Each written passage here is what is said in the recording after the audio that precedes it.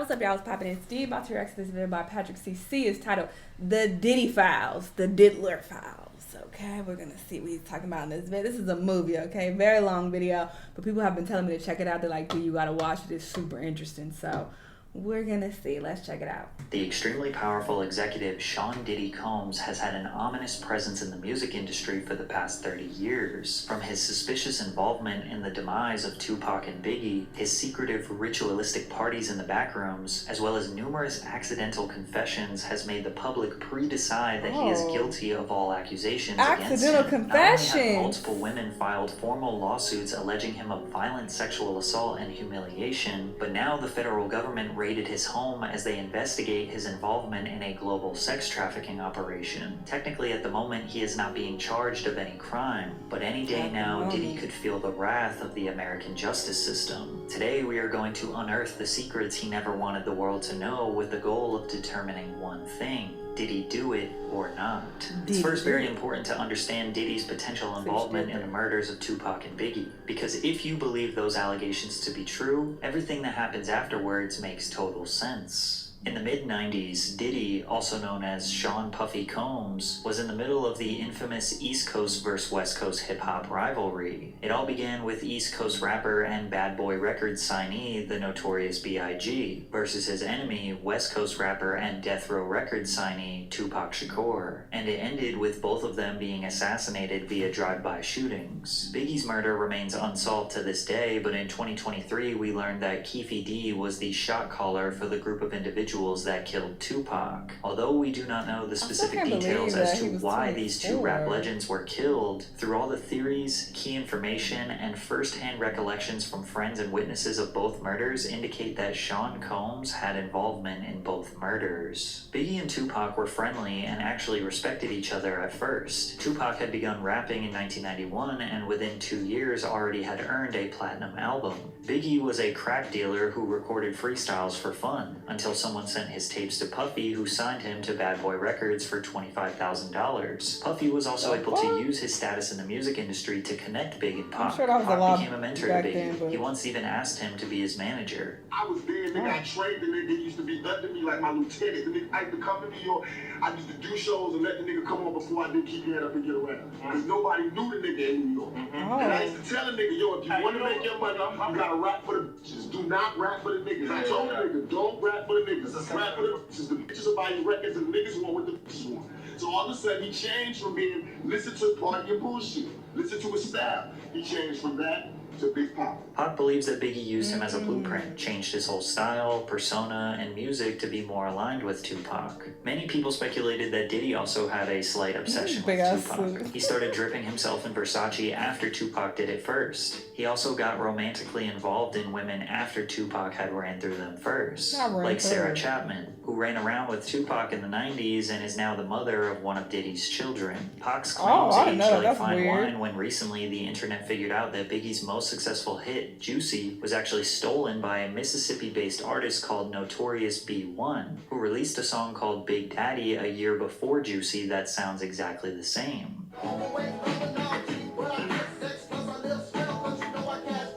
Is it a coincidence that Notorious B.I. and Notorious B.I.G. are very similar, and this song is called Big Daddy, and Biggie started going by Big Papa? But many people believe this was the mastermind of Diddy, as he was a music industry expert who knew how to scout talent and assess a hit song before anyone else heard it. They believe Puffy instructed his artist to steal from Notorious B.I., and Biggie trusted his boss and mentor. Pac and Big's rivalry began as a music-based competition. Who had more music sales? Who had the better fashion, media representation, and cultural influence. But due to gangster rap creeping into the mainstream and the two being surrounded by legitimate gangsters, tensions escalated to life-threatening conflict. In November 1994, Tupac was on his way to record some music at Quad Studios in New York City. Coincidentally, Biggie was there recording with Junior Mafia, which was a group of 4 friends that Big knew since their childhood. Puffy was there too, since Big was his artist, and anything that Big knew. Okay. This is Lil C's in the corner. I'm like, what? This is definitely Bone Thugs.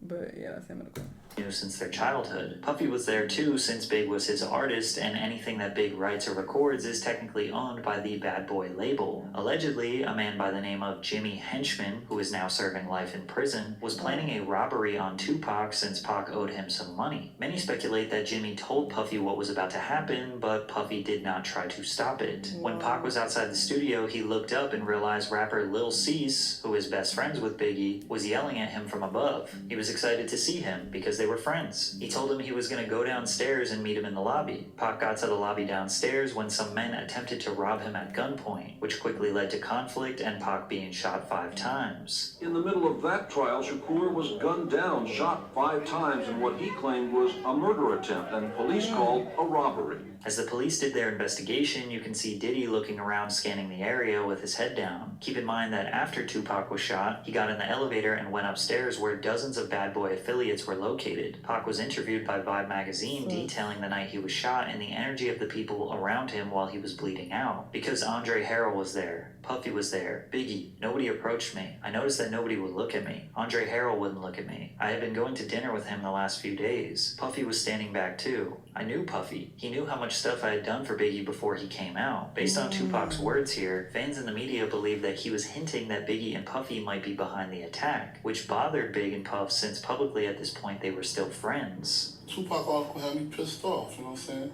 And the rumors that's spreading. Did he look guilty? On some shit like we set him up, you know what I'm saying? And that's crazy. It's just ridiculous, you know what I'm saying? But I also understand that if you was to get shot 5 times, mind is just completely spinning, you know what I'm saying? You're real confused about your situation. So of course you say things that you really don't mean. To make things worse, a few months later, Pac was found guilty of sexual assault and would end up serving 9 months. 5'11"? Why do I think he was short? Time to think and reevaluate his life. To add insult to injury, Biggie released Wait, his that don't make sense. 154? That don't make sense. 5'11", 154? The math ain't mathing. iconic cutthroat track called Who Shot Ya, which felt like an obvious diss towards Tupac, but technically it was recorded before Pac got shot, but it was marketed and released months after the incident. Regardless, the media developed the narrative that Big and Puffy set up the shooting and now released a diss record bragging about their hit, and Puff's full intentions were to stir up drama, as can be confirmed by the former president of Bad Boy Records. Biggie might not have thought that when he wrote the lyrics that was going to be used for that, but the way it was marketed by the company and released in the succession of things that were going on that we were dealing with on all the levels, they knew what they was doing.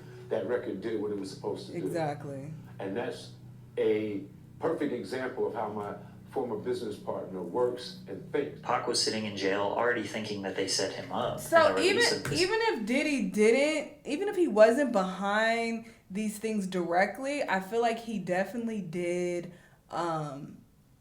escalate this beef, and he instigated a lot of shit. So you can say he's indirectly responsible, if anything, at best. The song was all the proof he needed, but this wasn't the only shooting that Puffy was involved in. It's also important to know that Tupac signed to Death Row Records while in prison after the label owner Suge Knight promised to use his money to get Pac released. As they were in the process of getting Pac out, Suge Knight and his best friend Jake Robles, aka Big Jake, were at the Platinum nightclub in Atlanta. Suge confronted Puffy at the club and was choking him. Puffy's bodyguard, Anthony Wolf Jones, steps in to defend him, and then things got out of hand. Next thing you know, shots are being fired, and Suge's friend Big Jake was shot and killed. Whether or not Wolf shot Jake has never been confirmed, but Suge was holding Puffy responsible for the attack, which was enough to now ignite a feud between the two executives. Quick sidebar, recently fans have noticed that Puffy's firstborn biological son, Justin Combs, looks a lot like Wolf. How does your son look more like your best friend? But the thing is, Justin also looks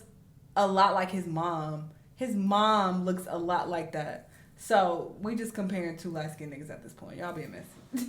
Than you. Anyways, in October 1995, Tupac got out of prison and he wanted war. I have no fear. I have only ambition, and I want mine. And I will do anything to protect and feed my family. And these niggas represent a threat. Pac got out and immediately started taunting and scheming on Bad Boy Records as much as possible. In the days after his release from prison, he jumped into the studio to record his next album, All Eyes on Me, and he talked about the anticipated tracks. 2 of America's Most Wanted with me and Snoop. That's gonna be on day, man. Should want to be a thug. That's gonna be a big one. So she wanna be, And, shorty wanna Wonder be Why They Call thug. You Big, so Faith, that's gonna be a big one. He mentions Wonder why Faith, they call her aka Big. Faith She was on Evans, that who was married to Biggie for over a year at this point. Imagine your wife jumps in the Wonder studio why with they your call you biggest bitch. enemy 1 week Wonder after why he they gets call out you of jail. bitch. Pac was also seen with Faith Evans at Whitney Houston's album release party. The rumor is that Biggie cheated on Faith and that she was trying to get back at him by cheating with Pac. Pac also allegedly started messing around with Mary J. Blige, who was a close friend and business partner with Puffy. So Then cute. Death Row Records held a Christmas party in 1995 where a close friend of Puffy, Mark Anthony Bell, was mercilessly beaten and forced to drink urine after refusing to give Suge Puffy's mother's address. Tupac and Death Row did not let 20 off the gas. shots? At the 1996 Soul Train Awards, Biggie won the award for Song of the Year. Oh my and Tupac God. won Best Rap Album of the Year. After Big got his award, he took some pictures backstage and then exited the venue because he had to go to the airport to catch a flight. And that's when Pac and Suge pulled up in a Hummer, taunting them.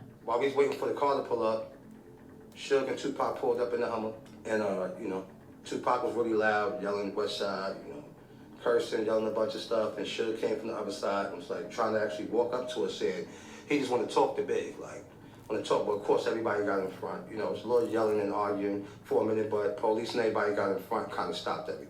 Despite Biggie's gangster lyrics, he was really a chill dude who didn't want to beef with Pac. Remember, he looked up to him. He always thought they were friends, but as we are speculating, he seemed to be a pawn in a much bigger operation. He knows you sent somebody to shoot him that first time. Is that true or false? Why? No, it's false. Why would I do that? Do you think he was just hyping a record, or you have no idea? I don't know what was the problem. I wasn't inside his head at the time. I don't really know what's the reason for him doing what he did. Tupac was a man on fire. A man who he believes was wrongfully convicted of a crime he didn't commit, was constantly being slandered by the media, and now feels was being disrespected by his biggest enemies, on top of being surrounded by real gangsters. He released a music video alongside Snoop Dogg called Two of America's Most Wanted, which featured a skit mocking Biggie and Puff. Pop, please don't kill him. It was Buff's idea. Oh, man. I'm just a rapper, man. Please don't take me out the game. Interesting that Tupac himself instructed the Biggie actor in the 90s to say it was Puff's idea, as if he knew the truth. Then Pac released one of the most abrasive and iconic diss tracks of all time, Hit 'Em Up. He starts off the song claiming he had sex with Biggie's wife and then directly calls Biggie, Puffy, and Junior Mafia all bitches, along with various other threats. The pressure was on Bad Boy. Pac was not going to stop, and Puffy couldn't take the heat. Biggie's bodyguard, Gene Deal, recalls when Puff reached his tipping point. He said, I'm a businessman. I'm about making money, but something gotta change. I don't give a if Pac gotta die, Big gotta die, or Suge Knight go to jail. Something's gotta change. Why he ain't got Gene was that? taken back. He wondered if Puff realized that he just said he didn't care if his own artist died. At the same time, he still wanted to play gangster games. As we all know, these gangster games only What is lead to Mel's two file? outcomes: death or jail, and Tupac would meet his fate on September 13th, 1996. Pac and the Death Row Squad were attending the Bruce Seldon vs. Mike Tyson boxing match in Las Vegas. Hyped up from the testosterone and the energy of the fight, Pac wanted some action. A Death Row associate pointed out Orlando Anderson to Pac, who was a Southside Crip gang member, a rival to the Pyru Blood set that was affiliated with Death Row Records. Pac went up to Orlando and punched him in the face. Then Death Row associates put a beating on the man. Later that night, Suge and Tupac were driving down East Flamingo Road to Club 662, when suddenly a white Cadillac pulled up beside them at a red light and opened fire on Tupac. He was hit 4 times, with the fatal shot piercing his lung. Just last year, Las Vegas police arrested a man called Dwayne Keefe D. Davis, who was a shot caller for the group of individuals that committed this crime, and he orchestrated the plan that was carried out. Ironically, Keefe D. has been confessing his involvement publicly on the internet for years. In 2008, he confessed that his nephew, Orlando Anderson, the man that Tupac punched earlier that night, was the one who actually pulled the trigger. Keefe D has now identified his own nephew as the murderer of Tupac Shakur. Bolstering Keefe D's claim was an informant in 1997 who told investigators that Puffy had hired the Southside Crips to kill both Suge and Tupac, and that the Crip who was jumped at the MGM was in the group that had done the hit. This was exactly the same story that Keefe D told us a decade later. Keefe also stated that Puffy offered them $1 million to kill Suge and Tupac. We were on the million. Yeah, he said, come on downstairs and talk to you. He tells you seriously, man, I need to get rid of these guys, and he's looking at you in the eyes and he's like scared. Yeah. You tell him we'll do it for $1 million, and he's like, okay, I'll do it for $1 million. Yeah. He agrees to shake on it or something like that. It's nothing. Who brought up the amount of $1 million? He did. Puffy did? Yeah. Okay. Was it you? No, it wasn't me. I'll shit. I'm doing it all out there. When Diddy was asked about this confession, this was his He must response. like 50,000. It was this documentary that claimed, which we know wasn't true. Yeah, check this out. We don't talk about things that are nonsense. We don't even entertain nonsense, my brother. So we not even gonna even go there with all due respect, but I appreciate you as a journalist asking. Thank you. As you can imagine, Death Row was likely seeking retaliation for the murder of Tupac. Everyone at Bad Boy Records knew they were not safe, but they were especially not safe in Southern California. An LA kingpin called Gene Deal, Diddy's bodyguard, and warned him that there was a hit placed on Biggie in LA. This somebody did 26 years in the federal jail as a kingpin, brother. He called me to save Biggs' them life. Tell them niggas not to go nowhere. It's a hit on them. You get this information from a kingpin, brother. Chaz Williams. Despite knowing all this information, in February of 1997, they headed out to Los Angeles to promote Biggie's new album, Life After Death. Puffy also wanted to record some of his album, No Way Out, in LA. Lil Cease, Biggie's best friend, claims that Big wanted to be in LA. If he say go, we going. If he stay, we staying. Big wanted to stay. I always tell people that, yo, why everybody always go, why y'all was there so long, or why you didn't tell him to go home? He's the boss. We're here because of him.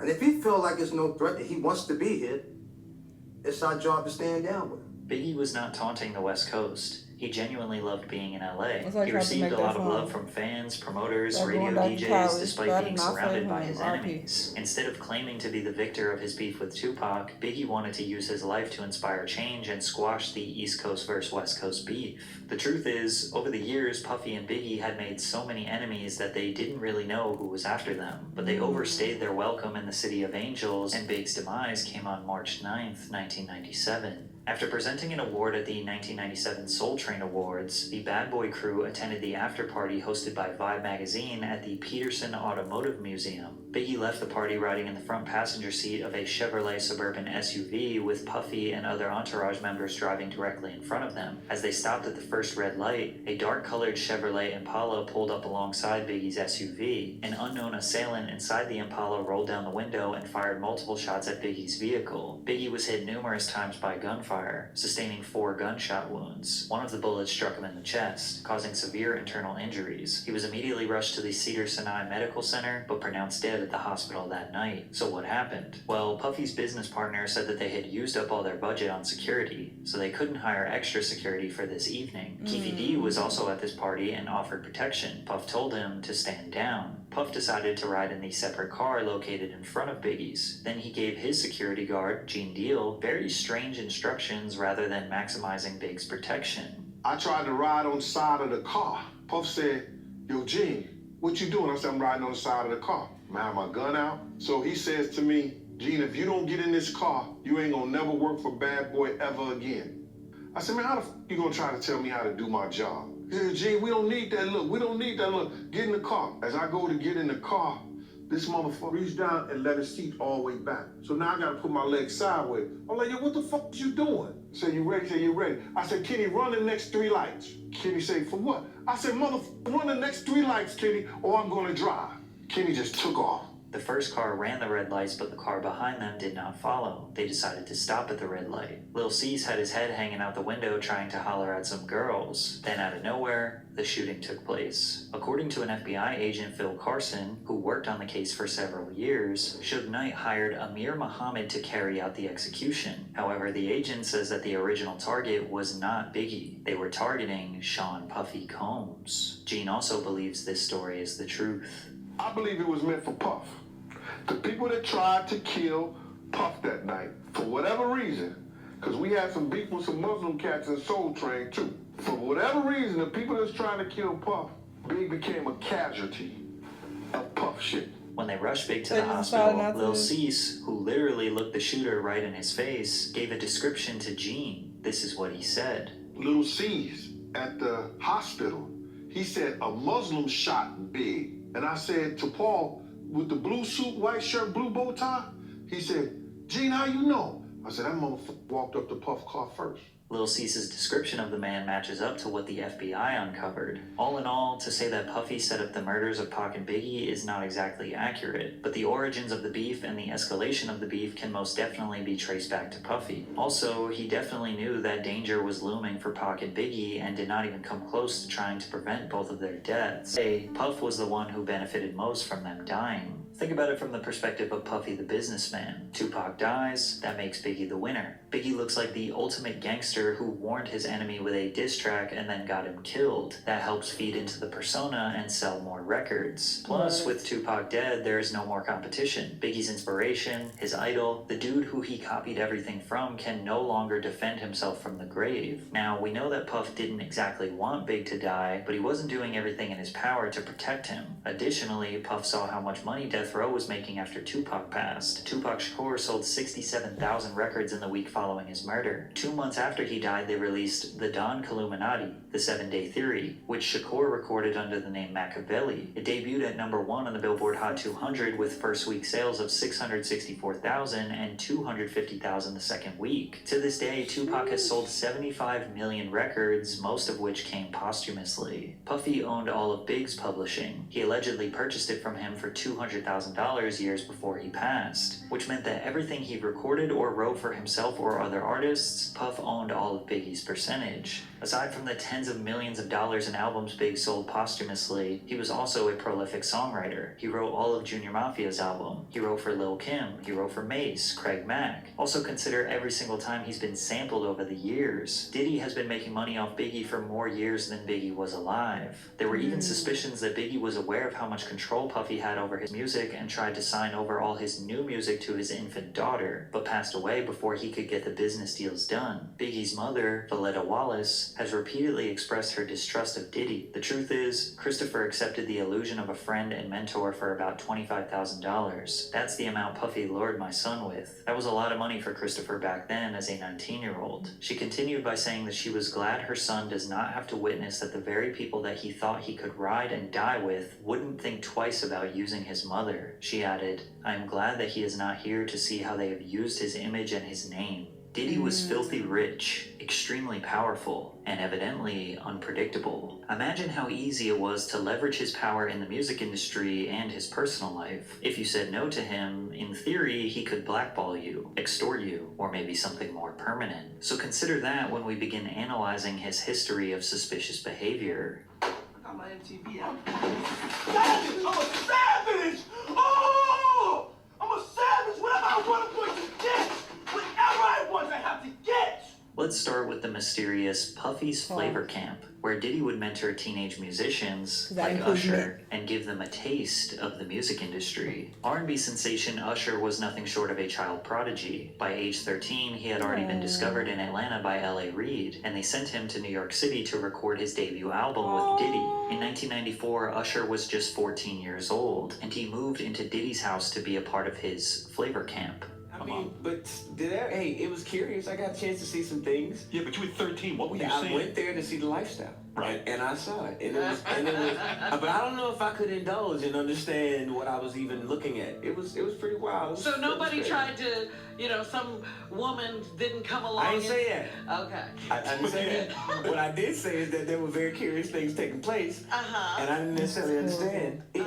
Usher has been very reluctant to discuss what happened when he lived with Diddy. In a 2004 article with Rolling Stone, he said, Puff introduced me to a totally different set of sex, specifically. Sex is so hot in the industry, man. While he was in New York, he lived at Puffy's house in Scarsdale. There was always girls around. You'd open a door and see somebody doing it, or several people in a room having an orgy. You never knew what was going to happen. Some people look at this as nothing short of grooming a young boy. One time, Diddy himself detailed what living with Usher was like.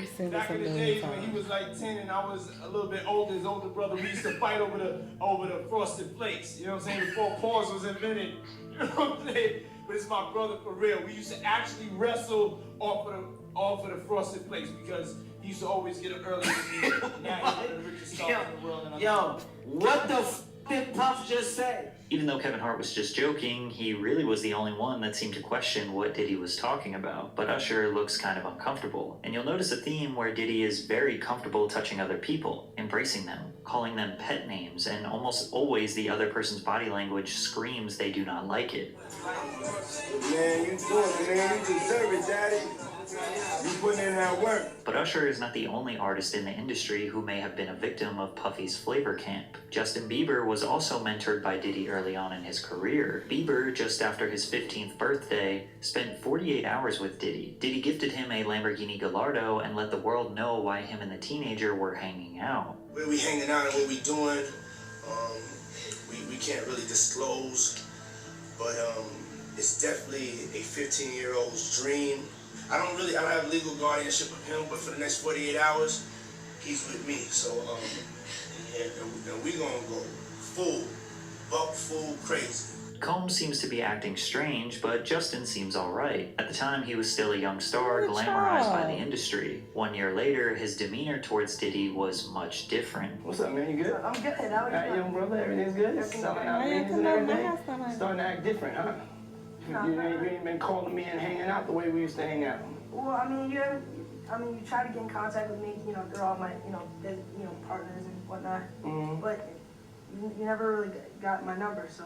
Now, Combs is renowned for hosting lavish and star-studded parties that have become legendary in the entertainment industry. Diddy parties are famous for attracting A-list celebrities across all industries. I had the craziest mix, Combs told Oprah. Some of my boys from Harlem, Leonardo DiCaprio after he just finished Titanic. I had socialites there and relatives from down south. Diddy parties are typically hosted at luxury venues or his own private residences. The media were quick to anoint him the modern-day Gatsby, a title he embraced with open arms. "Have I read The Great Gatsby?" he said to a reporter in 2001. "I am the Great Gatsby." However, many people forget that one of Diddy's first parties ever resulted in the deaths of 9 attendees. In 1991, 22-year-old Sean Combs was the promoter of the Heavy D's and Puff Daddy celebrity charity basketball game at City College's Nat Holman Gymnasium, the infamous Puffy Party where a stampede occurred taking the lives of 9 people. Some of the hottest rappers in the game were set to attend: Boyz II Men, Phife Dawg, Big Daddy Kane, Jodeci, even LL Cool J and Mike Tyson showed up. The crazy part is that fans could see all of their favorite stars for just $12. The first problem occurred with the tickets. Keep in mind, this is in 91, so people had to go to physical locations like the Apollo Theater box office to buy tickets. Tickets were also sold at local shops like Boss Emporium, and even free tickets were given out on the radio by Funkmaster Flex. The facility could only hold 2,730 people, but they had no idea how many tickets they sold, as no proper system was set in place to keep track. Despite this, Gene Deal recalls Puffy requesting to cut security presence in half.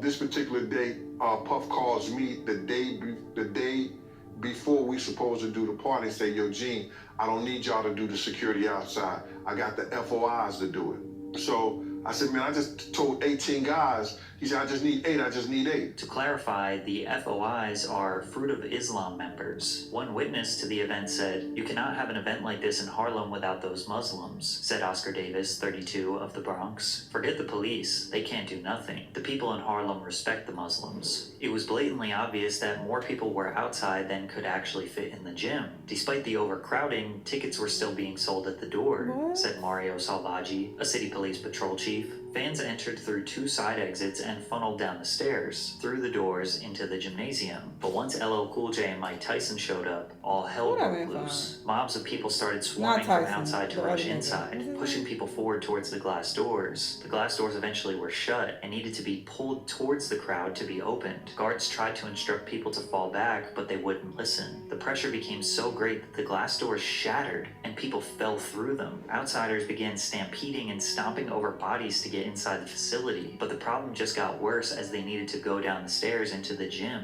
The doors at the bottom of the stairs also needed to be pulled open towards the crowd, not pushed into the gym. So hundreds of people were squeezed up against these doors in this tiny stairwell with no way to escape. Also notice that these doors don't have any windows. So inside of the gym, people were having a great time. From the outside, you can hear them partying, playing music, and rappers shouting over the microphone. They didn't even know that just on the other side of those doors were people fighting fighting for their lives. Eventually, they got the doors open. As much as 6 people were stacked on top of each other and began spilling onto the gym floor, finally relieving the pressure. People began trying to perform CPR on the ground. Someone announced over the microphone that 3 people died right there. This caused chaos, and the people inside the gym began trying to leave, stampeding back through the exact same stairwell where people were trapped in the first place. Police identified 5 men and 3 women dead at the scene, and 29 people were injured. A 9th victim died in the hospital days later. All of them died from asphyxiation. 8 families of the deceased settled wrongful death lawsuits against Mr. Combs in early 1998. Mr. Combs ended up paying around $600,000 of a total $3 million or so. Now, clearly, this wasn't all Diddy's fault. Legally, the courts claimed the city 50% responsible and the promoters 50% responsible. Regardless, death and dark energy seemed to lure around Diddy since his earliest days. From there, he kind of stopped throwing parties for the public and started to keep them private. However, over the years, disturbing rumors have spread regarding what happens during Diddy's parties, ranging from group sex rituals to casting couches where newcomers would secure their future in various industries. The biggest rumor is that aspiring male talent would need to pleasure other powerful men to advance their careers, and apparently it's an open secret in the music industry, which is why Shannon Sharp erupted in laughter when Cat Williams said,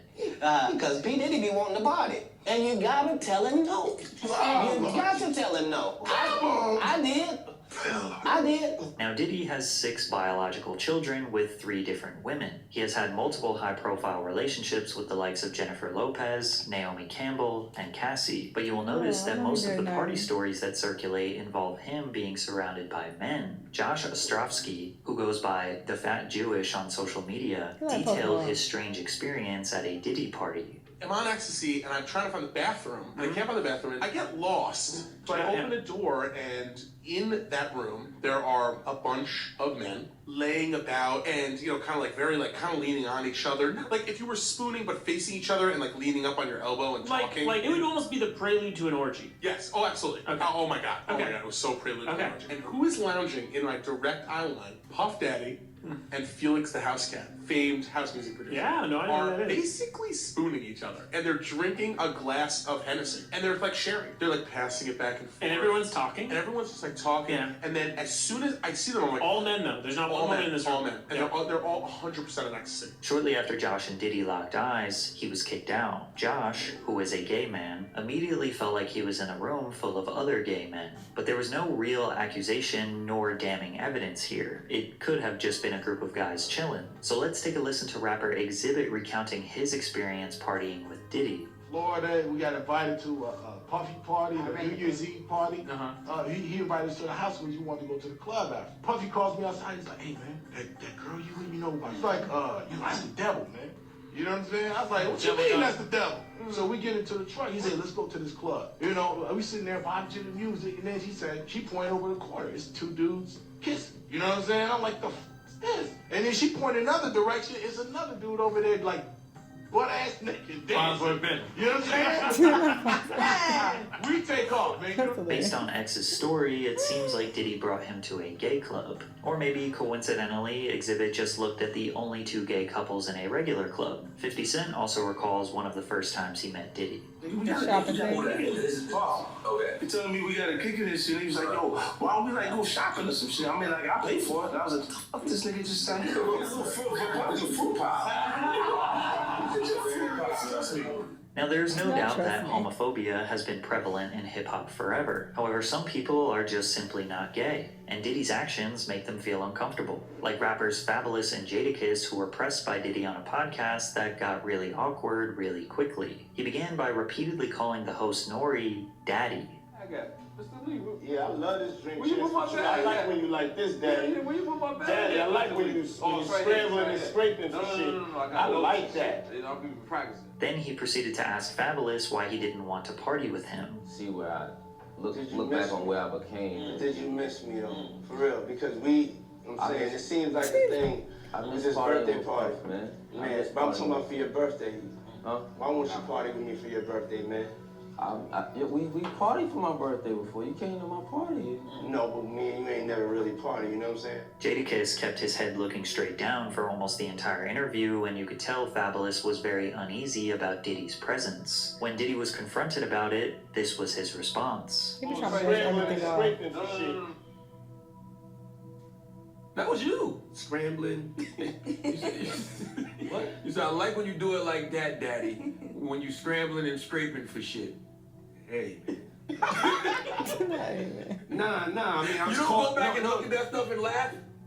I mean, it could be funny. I don't really be on it like that. It seems like he genuinely has no idea why people thought what he said was weird. He says things, he doesn't even know what he's saying is like fruity. You know what I'm saying? Like, he says something fabulous and he goes, but me and you, we ain't part. Like, we need to part.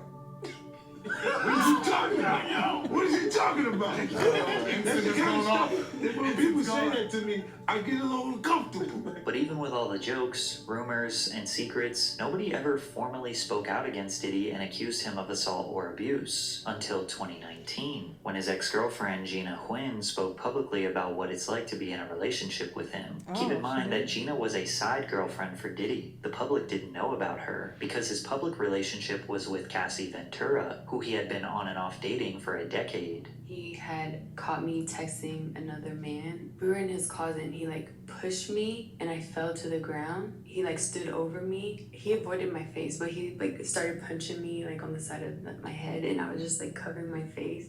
He like stomped on my stomach, like took the wind out of my breath. I couldn't breathe, pleading to him like, can you stop? And he like stopped for a little bit. He like grabbed my hair from the back and like was like punching the back of my head. She also claims that she was pregnant with his child in 2014.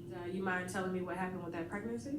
He was like, you're gonna get an abortion, right? I was like, I don't know yet. And then he offered me $50,000 to get rid of it, but I turned it down because I just loved him. Gina did not take the money, but she also did not have the child. 4 years later, she got pregnant again. Gina goes on to detail multiple other instances of emotional and physical abuse, but she never filed any formal charges. It wasn't all the way until November of 2023 that someone finally filed a formal lawsuit against Diddy. After that, the floodgates were opened, and Sean Combs' dark past crept out of the shadows. In the lawsuit, Cassie Ventura, his longtime girlfriend, accused Mr. Combs of repeated physical abuse over about a decade. As you can imagine, this lawsuit and these allegations went extremely viral. After all these years of shady rumors, weird behavior, and dark secrets, the entire world was prepared for Diddy's decline. Ventura and Combs met in 2005 when she was 19 and he was 37. He heard a song she was marketing called Me and You. He then contacted Ryan Leslie, who wrote Cassie's first single, and paired Bad Boy Records with Leslie's Next Selection imprint for the release of Cassie's debut album. In August 2006, Cassie released her self-titled album under Bad Boy Records. The pair formed a close relationship through working together for several months as Cassie became the face of Diddy's fashion label, Sean John. In 2007, Diddy separated from his longtime partner Kim Porter and started dating Cassie. Cassie alleged that Combs controlled nearly every aspect of her life, from her career to having access to her personal medical records. She claims he was frequently violent, physically abusing her multiple times a year, and that he often plied her with copious amounts of drugs, which made videos like this one seem awfully suspicious, where Cassie seems to be hiding from Diddy.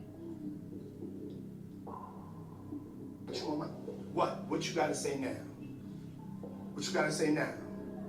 You ain't got shit to say. Is that shit on the floor? When you put your girl on the snap, baby, yo, baby. I mean, shit getting weird. Come on, baby, it's hot outside. You fucking wrapped up in that blanket. Let's go jog on the beach.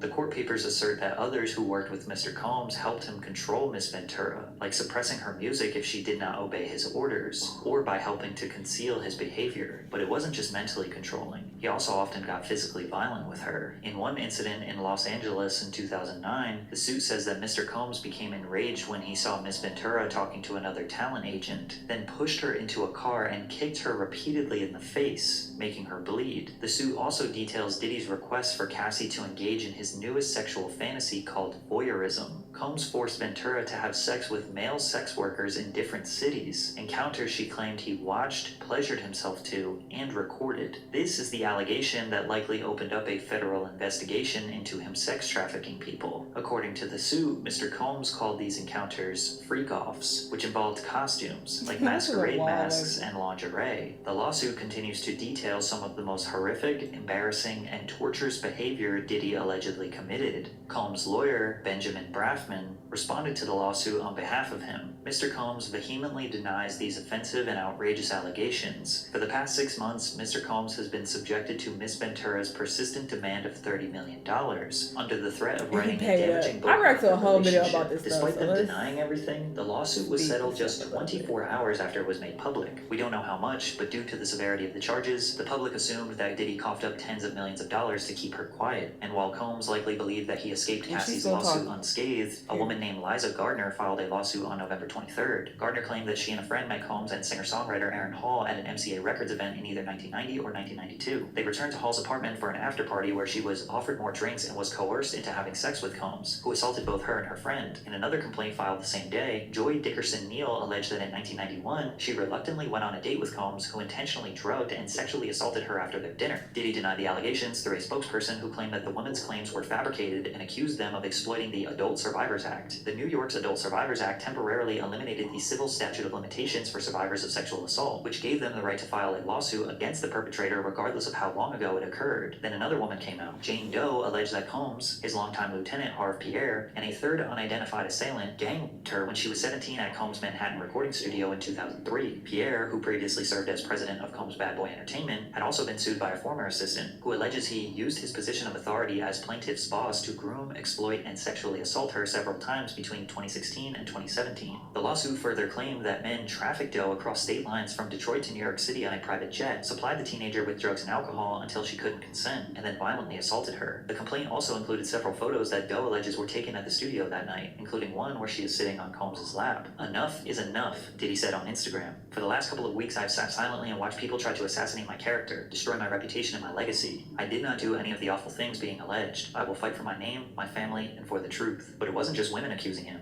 In February of 2024, Combs' former producer and videographer, Rodney Lil Rod Jones, filed a federal lawsuit against Combs, alleging Combs sexually harassed, drugged, and threatened him. According to the lawsuit, Rodney Lil Rod Jones lived with Combs between September 2022 and November 2023, during which he worked on Diddy's most recent album, the Love Album, Off the Grid. As Combs' videographer, Jones allegedly secured hours of footage and audio recordings of Combs engaging in illegal activity. The activity the suit alleges includes acquiring drugs, soliciting sex workers, providing laced drinks to minors, and sexual assault. Jones alleges that he was the victim of constant, unsolicited, and unauthorized groping and touching of his anus by Mr. Combs. Mr. Jones was forced by Mr. Combs to work in Mr. Combs' bathroom as Mr. Combs walked around naked and showered in a clear glass enclosure. In the lawsuit, Jones also alleges that Young Miami, who is Diddy's most recent girlfriend, was among those who were paid a monthly fee by Diddy to work as his sex workers. Jones believed Diddy was grooming him with the goal of passing him off to others. While on a yacht in January of 2023, Jones alleges he was introduced to Oscar-winning actor Cuba Gooding Jr., who proceeded to grope and fondle him until being forcibly pushed away. Jones claimed that Diddy, who had dominion and control over Gooding Jr., failed to step in. Also in Jones's lawsuit, an unnamed rapper is mentioned as having been on Diddy's yacht, where they were allegedly seen consorting with underage girls and sex workers. This rapper is described as a Philadelphia rapper who dated Nicki Minaj. Rapper Meek Mill is from Philadelphia and dated Nicki Minaj from 2014 to 2016. That same unnamed rapper, also an unnamed R&B singer, and producer Stevie J allegedly engaged in sexual intercourse with Diddy. This allegation has people looking at that clip of Meek Mill in the pool with Diddy calling him daddy more suspiciously. Also, 50 Cent made some jokes about Diddy and Stevie J on Instagram, to which Stevie J responded with not denying the allegations, but challenging 50 Cent to a boxing match. How we go?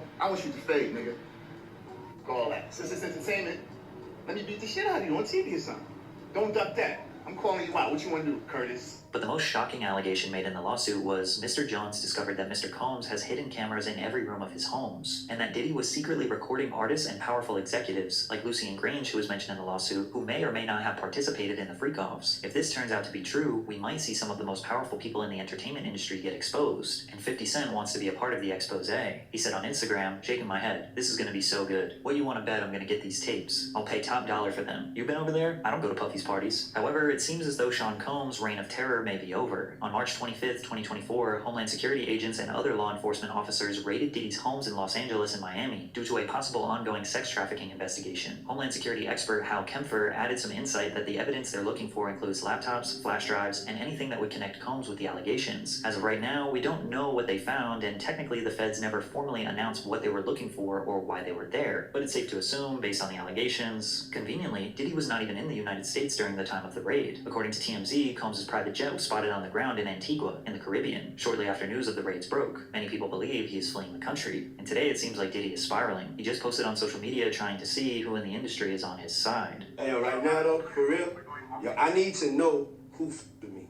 You know? Like just straight up, like I don't have the time. If you with me, let it be known. If you don't with me, be quiet. And just in case you wanted some more twisted allegations and insane conspiracy theories, take a look at the founders of Uptown Records, the people who gave Diddy his very first job in the music industry. Andre Harrell, dead at age 59. Heavy D, dead at age 44. Kim Porter, dead at age 47. And Al B. Sure, who was just in a coma for 2 months and almost lost his life. Al B. Sure is also the father of Diddy's oldest adopted son. Al B. had a child with Kim Porter before she left him, married Diddy, and had children with him. Al B. has recently been trying to reach out to his oldest son, hoping that he will leave Diddy and come back home, and when he got out of his coma, he strongly insinuated that Diddy was the reason behind it. You're going to be producing the Al B. Short life story.